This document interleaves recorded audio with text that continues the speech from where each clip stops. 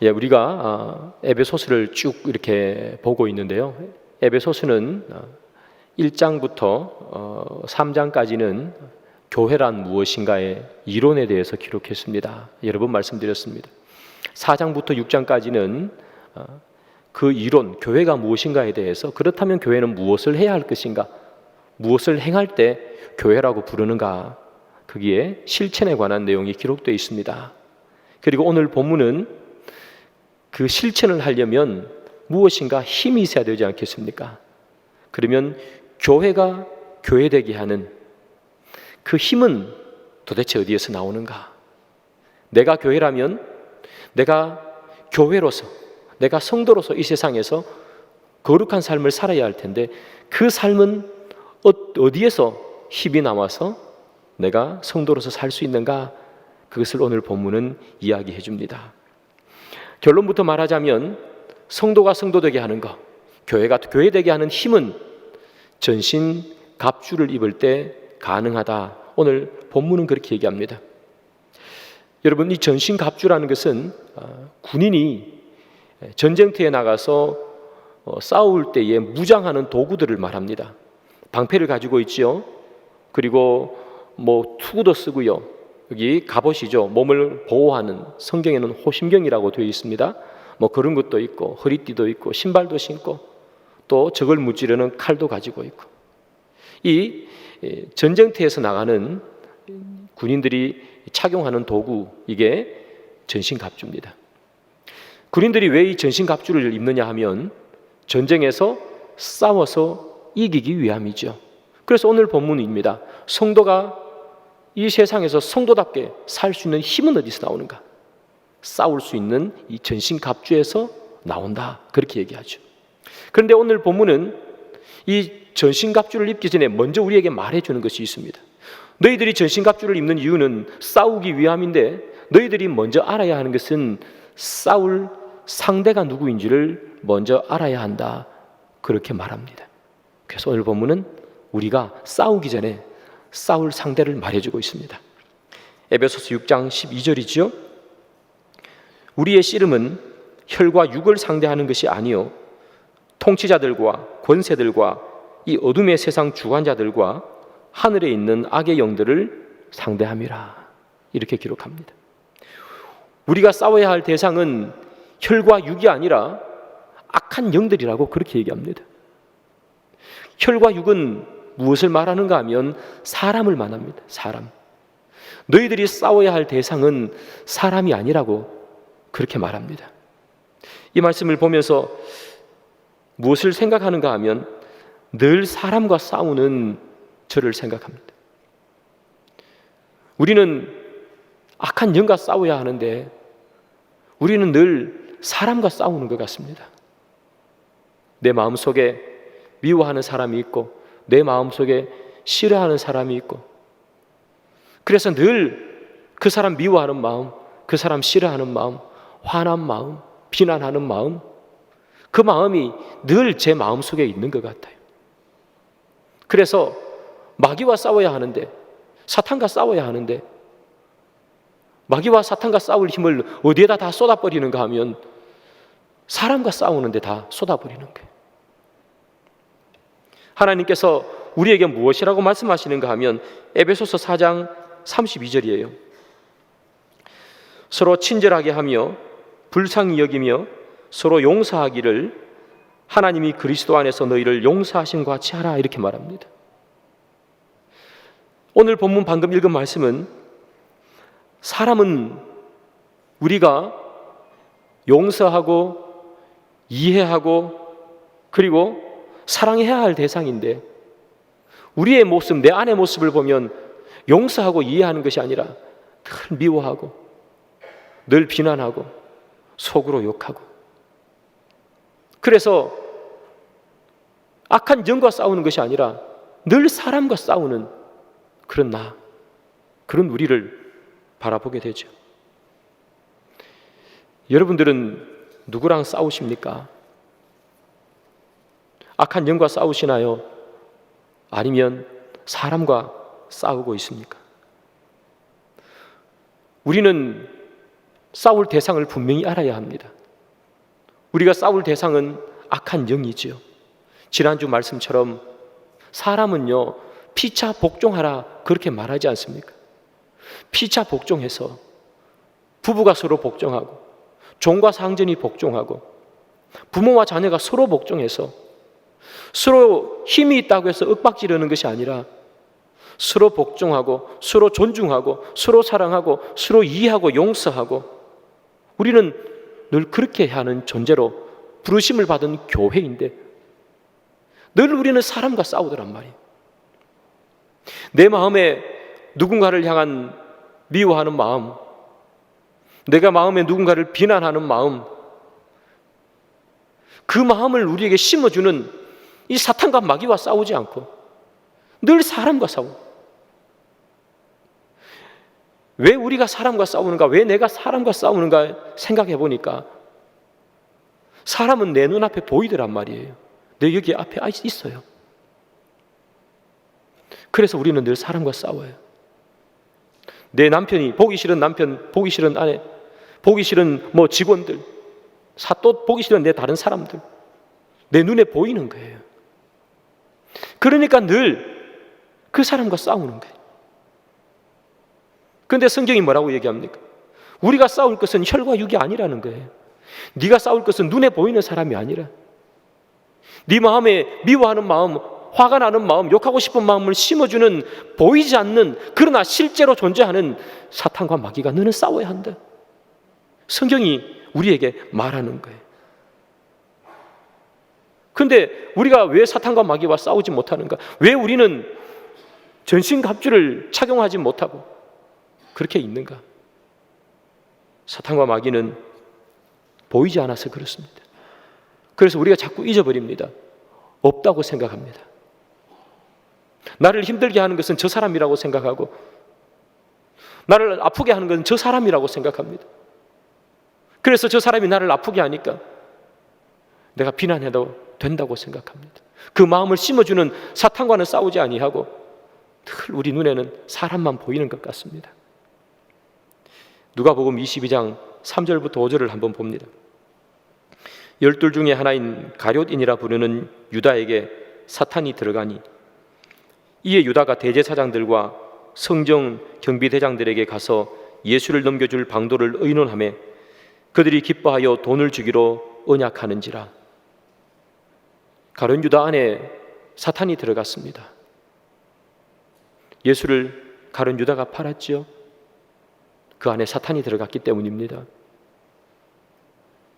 사탄이 그런 마음을 주는 거죠. 가룟 유다도 예수님과 3년을 다녔습니다. 예수님에 대한 우리나라 말로 정이 왜 없었겠습니까? 예수님을 팔 때 막 기쁜 마음으로 은 30냥 벌었다, 돈 벌었다 이렇게 기뻐하면서 예수님을 팔았겠습니까? 그도 예수님을 팔 때 마음에 번민이 있었고 팔아야 되나 말아야 되나 고민이 있었을 거고, 그도 인간인데 미안한 마음이 정말 조금이라도 있었지 않겠습니까? 그럼에도 불구하고 그가 예수님을 팔았던 이유는 뭡니까? 사탄이 그 안에 들어왔기 때문입니다. 왜 사탄이 그 마음에 들어옵니까? 전신갑주를 입지 않았습니다. 사탄은 보이지 않으니까 전신갑주를 착용하지 않았습니다. 우리는 늘 사람과 싸울 때는 정말 가진 전신갑주를 다 입습니다. 내가 저 사람과 싸울 때 논리로 무장합니다. 그래서 저 사람이 내 말에 이기지 못하도록 준비해서 싸웁니다. 때로는 힘으로 윽박지르기도 하고 권세로 누르기도 합니다. 때로는 다른 사람의 위에 서기 위해서 스펙이라는 것을 막 쌓아갑니다. 사람과 싸울 때는 우리가 정말 준비하면서 지지 않으려고 애쓰면서 싸우는데 우리는 마귀에게 우리의 마음을 전부 다 빼앗겨 버립니다. 전신갑주를 입지 않아서. 마귀에게 마음이 빼앗기니 예수님도 팔아버리지 않습니까? 사랑하는 여러분, 우리의 마음을 빼앗길 수 있습니다. 지난주 제가 말씀드린 것처럼 섰다고 생각하면 넘어질까 조심하라. 우리는 늘 하나님께 주시는 전신갑주를 입어야 합니다. 그래야지만이 우리의 마음을 빼앗기지 않습니다. 사랑하는 여러분, 우리는 늘 그런 마음들이 있지 않습니까? 하나님 마음, 하나님 말씀대로 살고 싶은 그 마음이 우리에는 늘 있습니다. 성경대로 살아보고 싶고, 설교하는 목사님 말대로 살아보고 싶고, 저도 제가 하는 말처럼 살아보고 싶습니다. 성경에 기록된 바울과 베드로처럼 살아보고 싶고, 우리는 그런 마음이 다 있습니다. 그리고 또 우리 마음에 어떤 마음이 있습니까? 세상 속에서 살고 싶은 마음이 있습니다. 세상의 유혹을 덥석 잡고 싶은 마음이 있습니다. 우리는 그 두 마음이 늘 우리 안에 속에 싸우고 있습니다. 예수님 따라가야 하는데 세상은 따라가고 싶고, 이 둘 사이에서 늘 싸웁니다. 그런데 전신갑주를 입지 않으면 마귀가 우리 가운데 들어와서 우리의 마음을 그냥 빼앗아 가버립니다. 그래서 성경은 전신갑주를 입으라고 얘기합니다. 마음을 빼앗기지 않기 위해서. 여러분, 전신갑주는 제가 앞에서 설명한 것처럼 여러 가지 도구입니다. 성경에는 6가지가 예를 들어서 나와 있습니다. 6가지 중에 한 가지는 공격하는 무기고 나머지 5가지는 다 자기 몸을 보호하는 그런 보호 장구입니다. 성령의 검, 이것만 공격하는 것이고 나머지는 다 자기 몸을 지키는 겁니다. 왜 6가지 중에 5가지나 지키는 것을 기록했을까요? 공격하는 무기가 더 많으면 좋지 않을까요? 칼 말고도 화살도 있어도 되고 무슨 표창도 있어도 되고 단검도 있어도 되고, 왜 자기를 지키는 것만 5개를 많이 써놓았을까요? 그것은 여러분, 마음을 지키는 것이 우선이기 때문입니다. 마음을 빼앗겨버리면, 나를 지키지 못하면 사탄과 마귀와 싸워볼 수도 없습니다. 마음을 빼앗겨버리면 성령의 검을 들고 있어도 써보지도 못합니다. 그래서 성경이 말합니다. 너의 마음을 지키라. 전신갑주를 입고 우리가 해야 되는 것은 마귀에게 우리의 마음을 빼앗기지 않는 것입니다. 가룟 유다 마음속에 사탄이 들어왔을 때 그가 사탄이 들어온 줄 알았겠습니까? 몰랐지 않겠습니까? 그는 예수님을 팔 궁리로 머릿속에 가득했던 거죠. 그가 만약에 전신갑주를 입고 있었더라면 한 평도 되지 않는 그의 마음을 빼앗기지 않았을 텐데, 그가 투구라도 쓰고 있었다면, 그가 이 의의 호심경이라도 몸속에 착용하고 방패라도 들고 있었더라면 마귀가 공격할 때 한 번 정도 방어라도 하든지 아니면 경고의 등이라도 켜졌을 텐데, 이 가룟 유다는 마귀의 실체가 보이지 않으니까 그냥 무방비로 그의 마음을 놓아버렸습니다.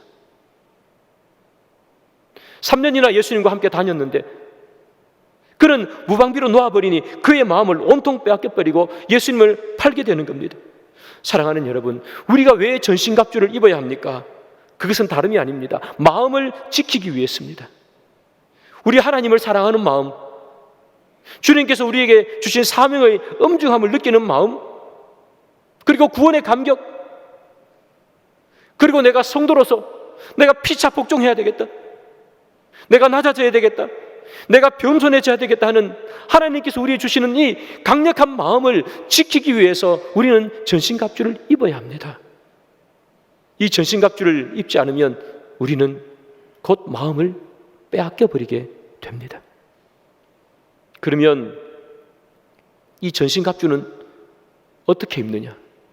도대체 전신갑주를 어떻게 입어야 된단 말입니까? 에베소서 6장 10절에 그 말씀이 있습니다. 끝으로 너희가 주 안에서와 그 힘의 능력으로 강건하여지고, 이것이 바로 전신갑주를 입는 방법입니다. 너희가 주 안에서 그 힘의 능력으로 강건하여지고, 그리고 전신갑주를 입어라, 이렇게 성경은 기록하고 있죠. 전신갑주를 입는 것, 그것은 저기 나오는 주 안에서, 주 안에 있을 때 전신갑주를 입을 수 있습니다. 그러면 주 안에 있는다는 말은 무슨 말인가? 그것을 잘 설명해 주는 예수님의 비유 하나가 있습니다. 요한복음 15장 4절입니다. 내 안에 거하라, 나도 너희 안에 거하리라. 가지가 포도나무에 붙어 있지 아니하면 스스로 열매를 맺을 수 없음같이 너희도 내 안에 있지 아니하면 그러하리라. 내 안에 거하라, 그렇게 말합니다.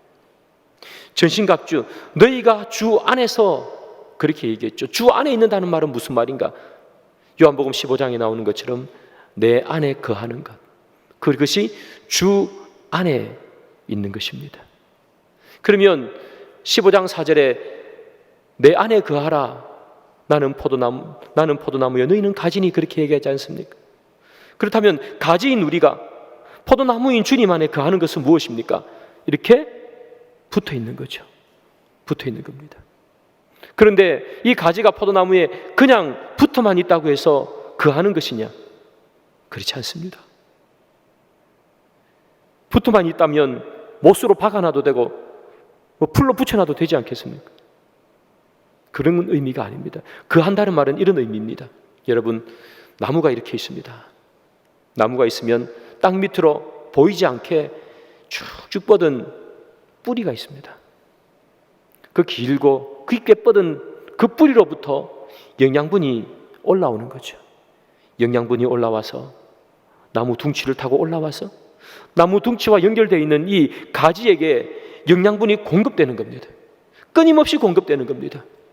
그래서 처음에는 얇았던 이 가지가 영양분이 공급됨으로 말미암아 가지가 두꺼워지고 튼튼해지고, 그래서 이 가지에 열매가 주렁주렁 맺혀도 이 가지가 끊어지지 아니하고 튼튼하게 붙어 있는 것, 이것이 바로 내 안에 거하라 하는 그런 말입니다. 단순히 붙어 있는 것이 아니라, 단순히 교회에 오는 것이 아니라 주님께서 주시는 생명의 은혜, 주님께서 주시는 성령의 충만함, 그것이 우리 가운데 계속해서 공급되는 거예요. 그래서 우리가 부르심의 소망이 무엇인지, 기업의 영광의 풍성함이 무엇인지, 하나님의 영광과 권세가 무엇인지를 날마다 늘 깨달아가고 늘 경험하고 늘 그것을 생각하는 것, 이게 내 안에 거한다 하는 말입니다. 그냥 교회 나왔다 집에 가는 게 아니라 하나님의 살아있는 숨결이 내 안에 계속해서 있는 것, 성령이 충만하여 내가 하나님의 뜻대로 살아가는 것. 세상이 우리를 힘들게 하고 어렵게 만들지만, 그러나 하나님께서 우리에게 주시는 그 충만한 능력으로 세상을 오히려 이기고 살아가는 힘, 그것이 계속해서 우리에게 공급되는 것, 그것이 주님 안에 거한다는 그런 말이에요. 그래서 전신갑주를 입는 건 무슨 말이냐? 다른 말이 아닙니다. 주님 안에 거하는 겁니다. 주님 안에 있는 겁니다. 주님의 은혜를 공급받는 겁니다. 우리가 세상에 살지만 세상의 수많은 것들을 공급받는 것이 아니라, 세상에 살지만 주님의 은혜를 공급받는 것, 주님의 힘을 공급받는 것, 그것이 주 안에 거한다는 말입니다. 사랑하는 여러분, 저와 우리는 주 안에 거하기를 소망합니다. 주 안에 거해서 하나님께서 우리에게 주시는 생명의 능력을 공급받기를 원해요. 생명의 능력을 공급받으면 어떤 일이 벌어질까요? 에베소서 6장 10절을 다시 한번 봅니다. 끝으로 너희가 주 안에서와 그 힘의 능력으로 강건하여지고, 우리가 주 안에 거하면 그 힘의 능력으로 강건해진답니다. 여기서 강건해진다는 말은 파워가 세진다는 말이 아닙니다, 여러분. 강건해진다는 말은 이런 의미입니다. 어떤 일을 해내는 역량, 즉 주의 일을 해내는 믿음과 인내함과 성실함이 풍성해진다는 의미입니다. 강건해진다는 말은 힘이 세진다는 말이 아니라 풍성해진다는 그런 의미로 강건하다, 그렇게 쓰였습니다. 여러분, 우리가 전신갑주를 입으면 풍성해진답니다. 뭐가 풍성해집니까? 우리가 바로 교회가 교회 되는 힘, 성도가 성도 되게 하는 그 힘이 풍성해진다는 거예요. 우리는 원래 우리는 부족해서 늘 비난하고 살았지 않습니까? 우리는 늘 부족해서 사람이 내 싸울 대상인 줄 알고 늘 사람을 공격하고, 나보다 힘이 낮으면 억압하고 세상 가운데 술 취하며 그렇게 우리는 살았단 말입니다. 그러나 전신갑주를 입으면 풍성해집니다.